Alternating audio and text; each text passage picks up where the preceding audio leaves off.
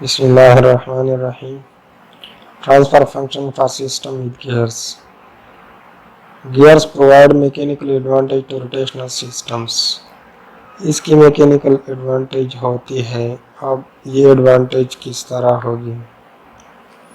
अपने ट्रांसफार्मर को उठाते हुए देखा होगा कि एक बंदा है जो पुली को खींच रहा है और एक ही बंदा पूरे ट्रांसफार्मर को उठा रहा है। तो इनपुट पे जो टार्क ये लगा रहा है ये बहुत कम है, आउटपुट पे पूरी ट्रांसफार्मर टार्क की वजह से उठ रही है, तो आउटपुट टार्क बहुत हाई है। अब एक बंदा ट्रांसफार्मर को कैसे उठा सकता है? सो this is the advantage of gear system कि जो इनपुट टार्क है उसको हम बहुत ज़्यादा इन्हांस कर सकते हैं आउटपुट साइड पे। जो ट्रांसफार्मर उठ रहा है that is the output side, तो आउटपुट टार्क को बहुत ज़्यादा हम इन्हांस कर सकते हैं यूजिंग गियर सिस्टम्स। तो गियर सिस्टम में यह कि gears allow you to match the drive system and the load. मतलब है कि trade off between speed and torque, speed torque के दरमियान एक समझौता है। मतलब ये कि अगर आपके पास बाइक है और आप किसी इंक्लाइन प्लेन के ऊपर चढ़ रहे हैं तो आप हाई स्पीड से नहीं जाते बल्कि गियर्स को कम कर देते हैं। अगर बहुत इंक्लिनेशन एंगल बहुत ज़्यादा है तो आप फर्स्ट गियर के ऊपर आ जाते हैं। तो यहाँ पे जो टार्क अप्लाइड है वो बहुत ज़्यादा होगी और स्पीड बहुत कम। लेकिन जो प्लेन एरिया है तो वहाँ पे आप स्पीड को ज़्यादा करते हैं, फोर्थ गियर में चलते हैं, जबकि इतनी ज़्यादा टार्क की ज़रूरत नहीं पड़ती। तो गियर सिस्टम जो है ये ट्रेड ऑफ है between speed and torque. Speed और टार्क के दरमियान समझौता है। जहाँ पे टार्क ज़्यादा रिक्वायर्ड होगी तो वहाँ पे स्पीड कम होगी, जहाँ पे स्पीड ज़्यादा रिक्वायर्ड होगी वहाँ पे टार्क कम लगेगी, कम टार्क की ज़रूरत पड़ेगी। तो यहाँ पे एक एग्जांपल भी है जो मैंने यहाँ पे लिखा हुआ है, तो ये भी आप पढ़ सकते हैं। अब गियर सिस्टम किस तरह दिखाई देगी? ये जो फिगर है 2.27, ये हमारे पास एक गियर सिस्टम है।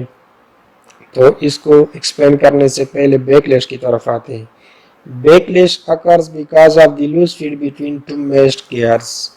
यहाँ पे आप देख सकते हैं कि हमारे पास ये गियर 1 है और ये गियर 2 है। अब इनके आपको टीथ नजर आ रही है, ये एक दूसरे के साथ कपल्ड हो जाते हैं, तो देयर टीथ के जरिए से एक दूसरे के साथ ये कपल्ड हो जाते हैं। नाउ ड्राइव गियर रोटेशन तो the small angle before contact with the matched gear. अब R1 जो गियर 1 है ये ड्राइव कर रही है गियर 2 को।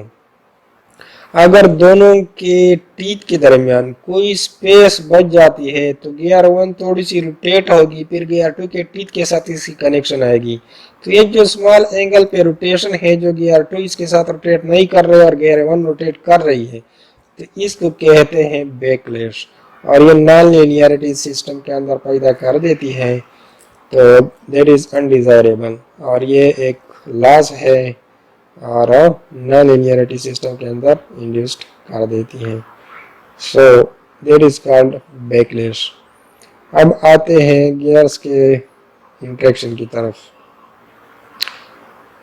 Linearised interaction between two gears is depicted in figure this. यहाँ पे आप देख रहे हैं कि हमारे पास लेफ्ट साइड पे गियर 1 है जो कि जिसको ड्राइव गियर कहते हैं, और गियर 2 जो है ये इसको ड्यून गियर कहते हैं।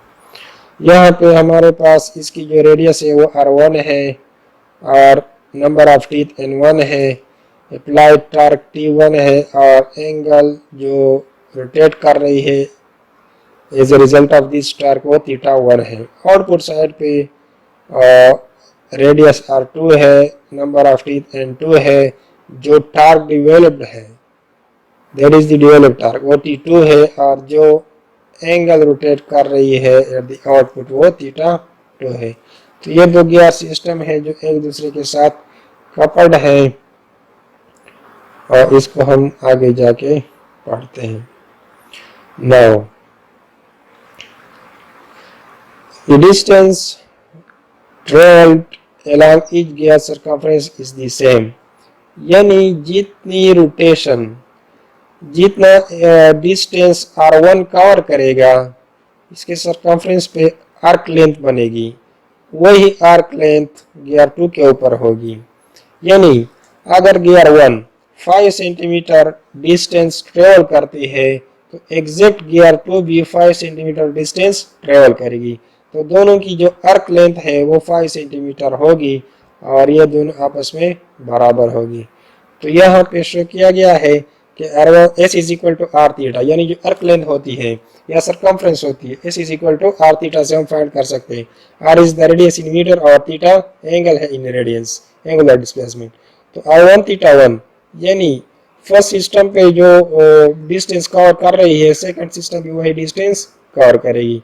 तो इससे हमारे पास एक अहम रिलेशन आ जाती है in terms of angular displacement and radii of these two gears. So that is theta 2 by theta 1 is equal to R1 divided by R2.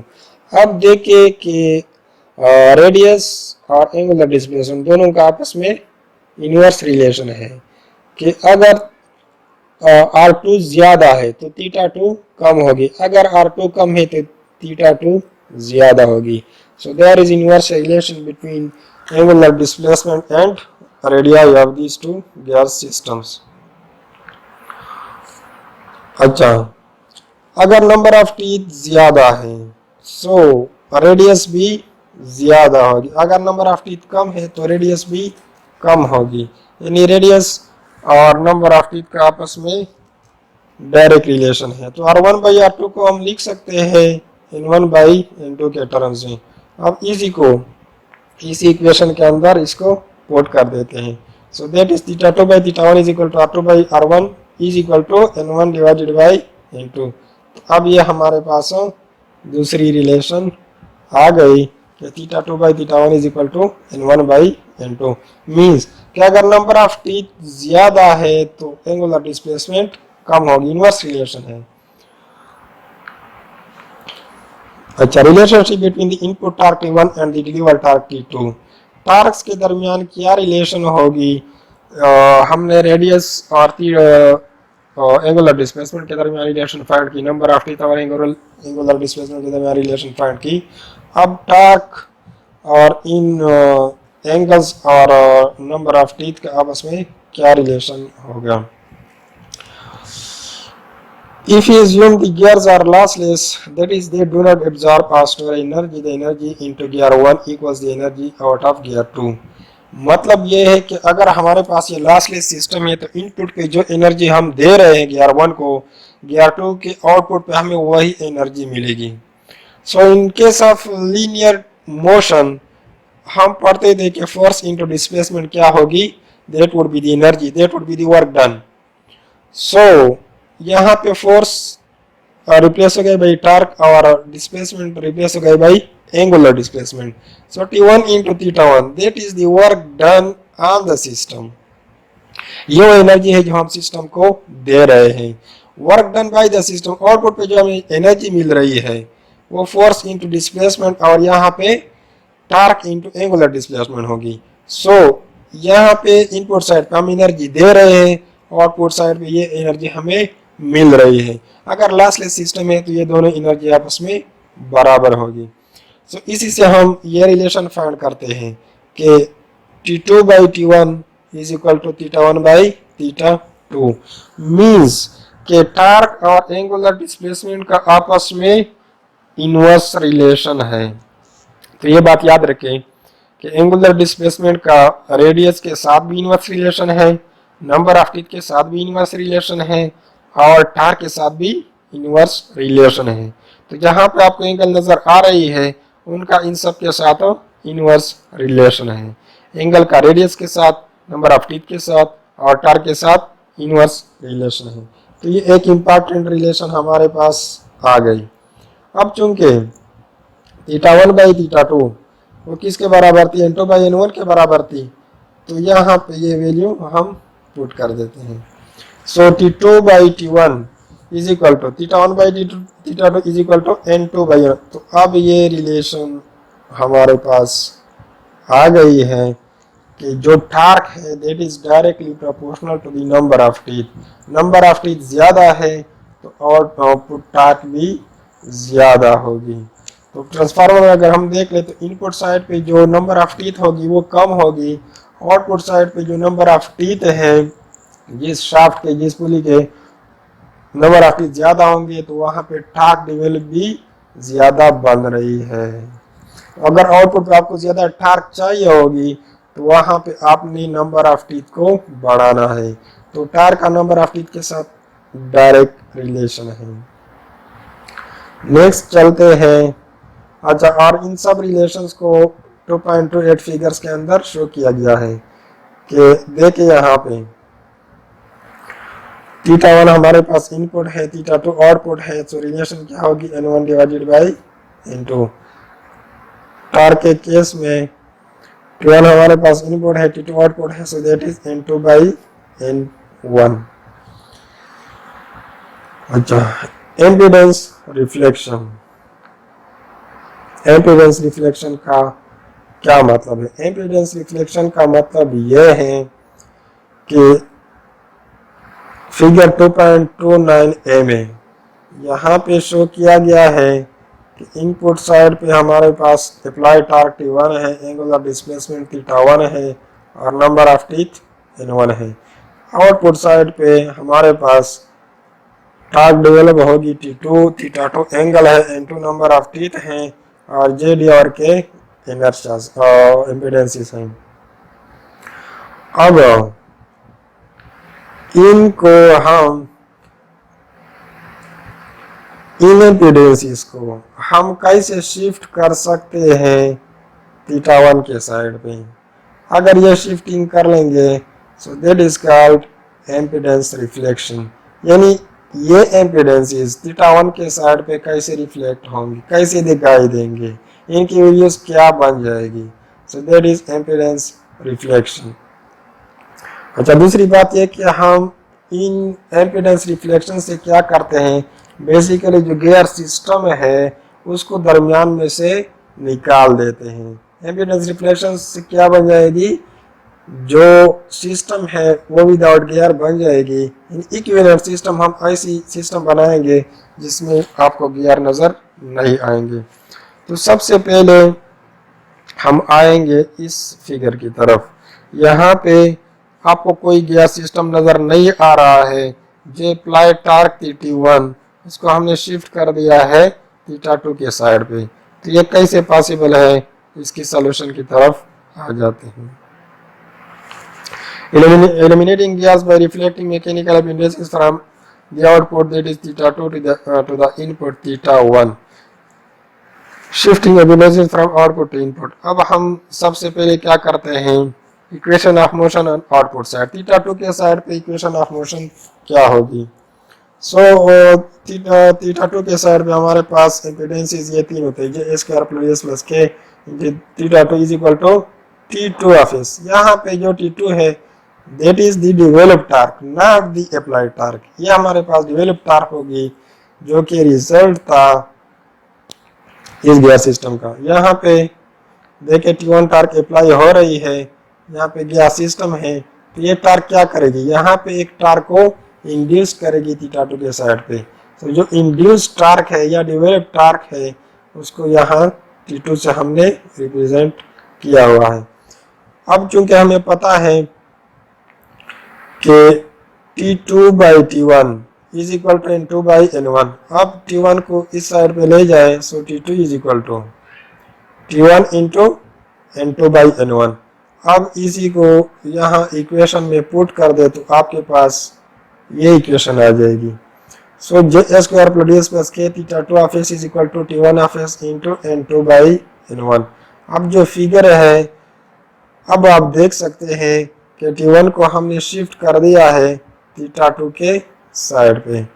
सो आप फिगर देख सकते हैं, ये फिगर, ये यहाँ पे जो डेवलप टार्क है that is T1 into N2 by N1 और बाकी वही सिस्टम है। तो आपको कोई गियर्स नजर नहीं आ रहे हैं, टार्क को हमने शिफ्ट कर दिया है θ2 के साइड पे। Now we want to shift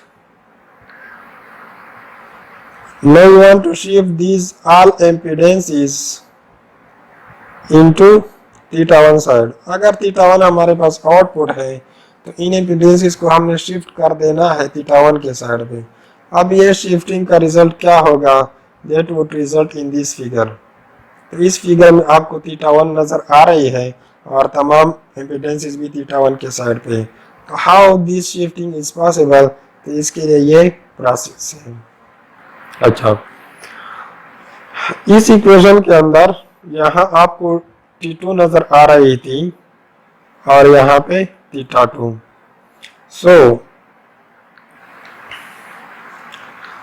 T2 को हमने रिप्लेस कर दिया बाई T1 और थीटा टू के साइड पे ये एक सिस्टम हमारे पास आ गई।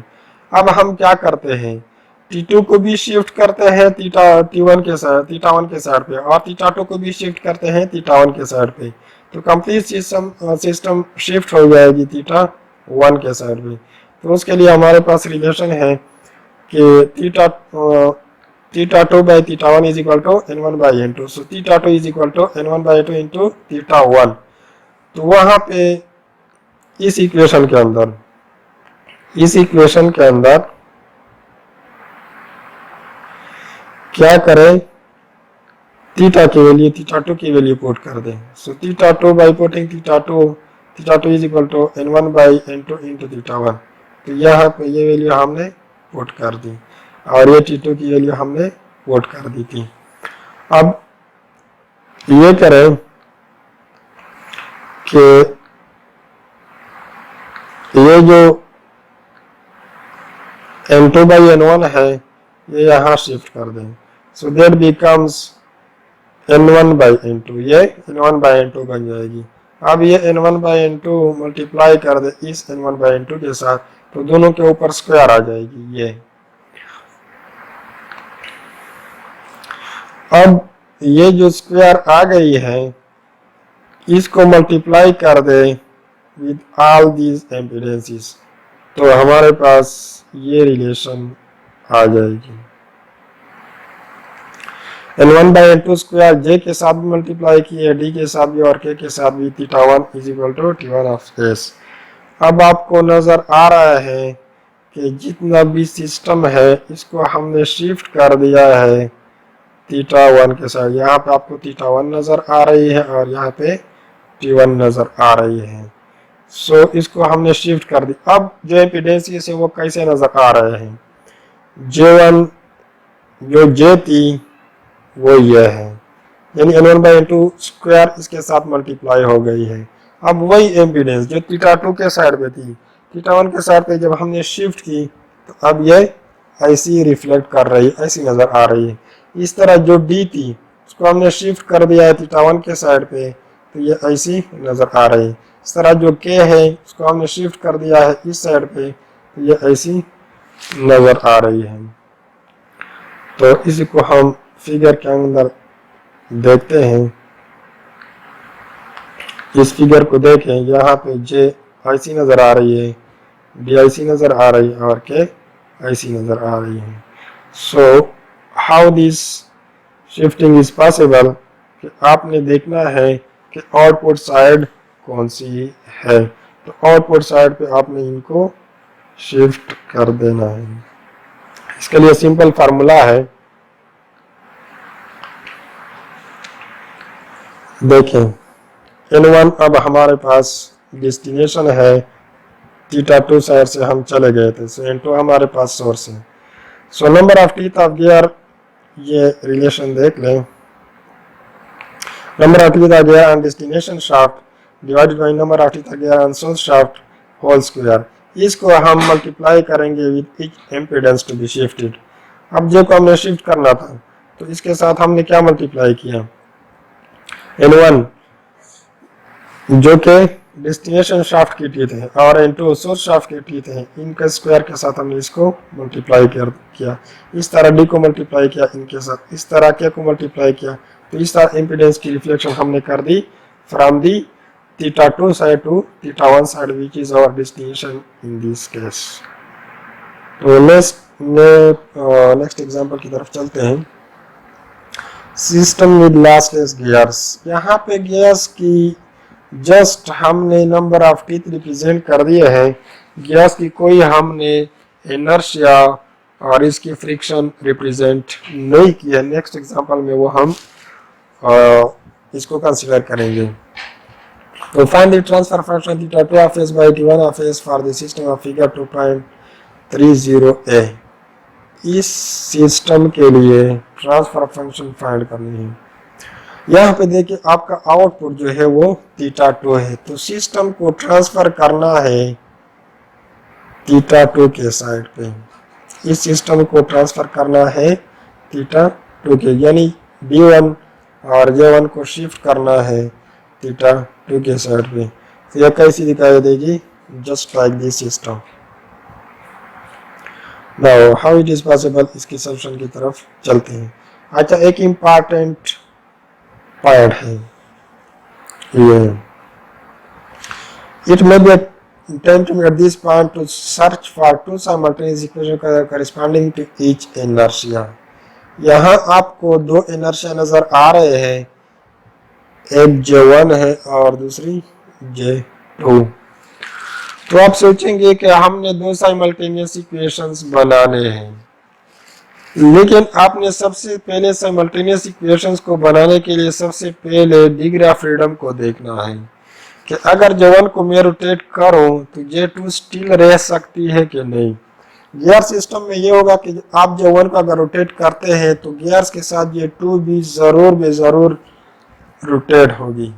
तो मतलब ये है कि ये एक ही पॉइंट है, ये दो डिफरेंट पॉइंट्स नहीं है। इनके जो मोशंस है वो लीनियरली इंडिपेंडेंट नहीं है, बल्कि लीनियरली डिपेंडेंट मोशंस है।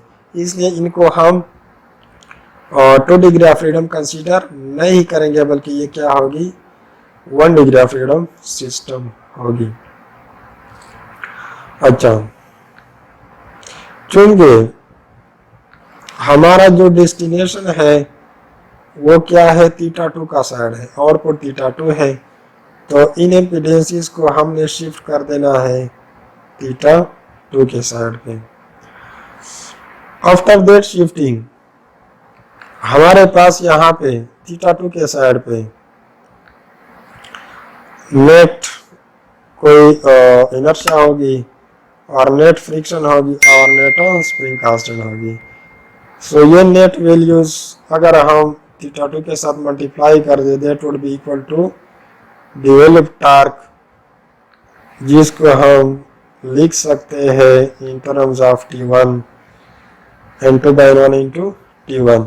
So these all equivalent impedances multiplied by theta 2 would be equal to developed torque, which is represented by this। Actually ये जो टॉर्क T2 है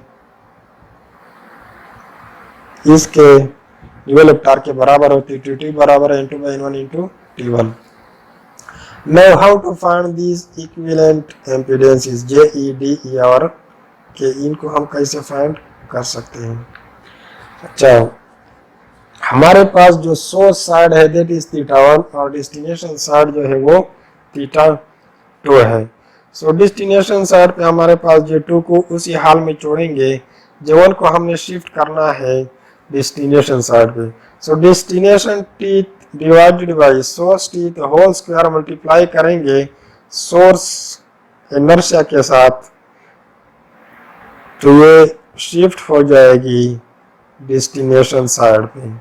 सो डेस्टिनेशन साइड पे आफ्टर शिफ्टिंग ये बन जाएगी और अपनी जो इसकी इम्पीडेंस वो J2 थी, दोनों को आपस में ऐड करेंगे तो ये हमारे पास टोटल इनर्शिया आ जाएगी डेस्टिनेशन साइड पे।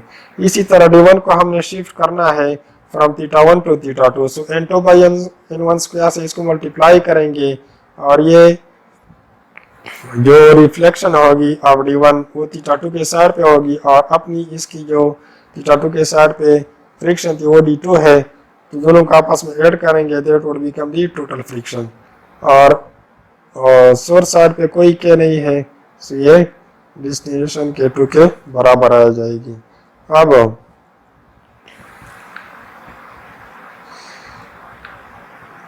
यहाँ पे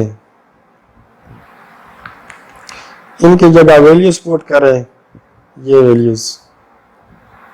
और चूंकि हमारे पास जो ट्रांसफर फंक्शन है वो थीटा 2 डिवाइडेड बाई T1 है, सो N2 बाई N1 को यहाँ पे छोड़ दे और ये जो इम्पीडेंसेस है ये लेफ्ट साइड पे ले आए तो नीचे आ जाएगी। तो हमारे पास जो फाइनल रिजल्ट होगा that would B this equation. So theta 2 by T1 is equal to N2 by N1 divided by J E S square plus D S plus K E।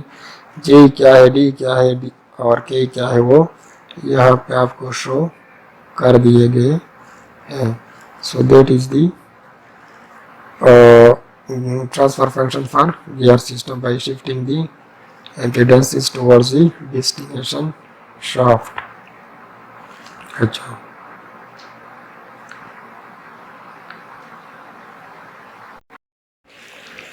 एक आम टॉपिक की तरफ आते हैं कि अगर हमारे पास आउटपुट पे बहुत ज़्यादा टॉर्क चाहिए होगी तो उसके लिए आउटपुट पे हमने नंबर ऑफ टीथ को भी बहुत ज़्यादा बढ़ाना होगा। तो उसके लिए जो नंबर ऑफ टीथ बहुत ज़्यादा बढ़ाएंगे तो सिस्टम की रिक्वायरमेंट से ये शायद बढ़ जाए। तो इसीलिए हाउ अच्छा, तो अगर टार्क को हमने आउटपुट पे बहुत ज़्यादा बढ़ाना है तो आउटपुट पे हमने नंबर ऑफ टीथ को बहुत ज़्यादा बढ़ाने होंगे। तो इतनी लार्ज रेडियाई, इतनी लार्ज रेडियस में भी सिस्टम उसको एकोमोडेट ना कर सके, तो उस ड्रॉबैक को कवर करने के लिए हम क्या करते हैं कि नंबर ऑफ गियर्स को बढ़ा देते हैं।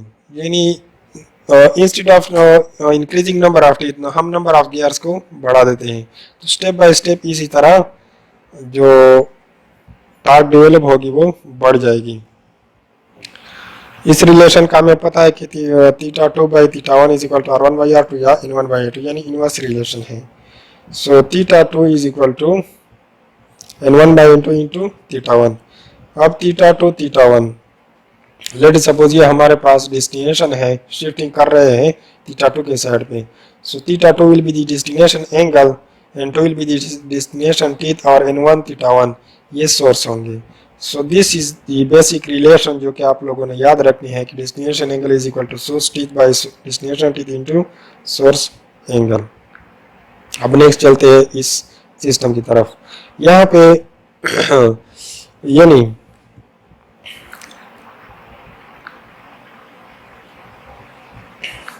दिस इज डेस्टिनेशन और ये सोर्स है। तो इसी सोर्स से हमने टार्क अप्लाई करनी है और यहाँ पे डेस्टिनेशन, यहाँ पे हमें बहुत ज़्यादा टार्क की ज़रूरत थी। तो नंबर ऑफ टीथ को बढ़ाने की बजाय हमने क्या किया कि गियर सिस्टम को बढ़ा दिया। अब ये देखिए first gear, second gear, third gear और फोर्थ गियर, 4 गियर सिस्टम हमने लगा दिया है। अब जो थीटा 4 है, जो डेस्टिनेशन एंगल है, उसको हम कैसे फाइंड करेंगे? तो उसके लिए यह है कि theta 2 is equal to source teeth by destination teeth into source angle. So N1 by 2 into theta 1, ये हमारे पास थीटा 2 आ गई। अब थीटा 2 को हमने शिफ्ट करना है थीटा 3 के ऊपर। सो थीटा 2 पे N3 नंबर ऑफ टीथ है और थीटा 3 के ऊपर N4 है। तो source teeth N3 divided by destination N4 into source angle theta 2। अब थीटा 2 की यहाँ पे ये वैल्यू पुट कर दे, सो रिलेशंस ये बन जाएगी। नेक्स्ट चलते हैं अब थीटा 4 की तरफ।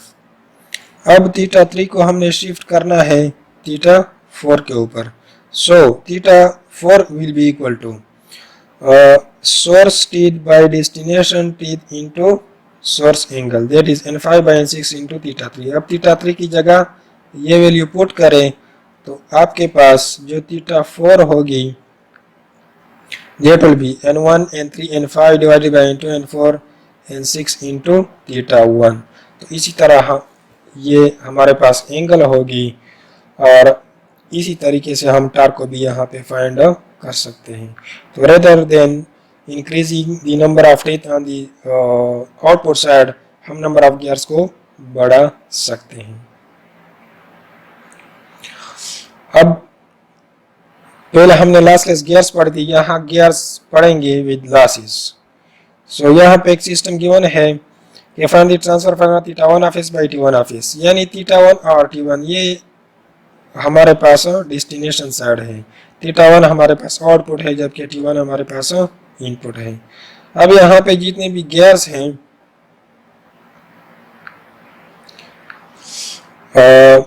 जो गियर 1 है इसकी इनर्शिया भी है और इसकी फ्रिक्शन भी है J1 D1। इसी तरह जो गियर 2 है इसकी इनर्शिया भी है J2 और इसकी फ्रिक्शन भी है D2।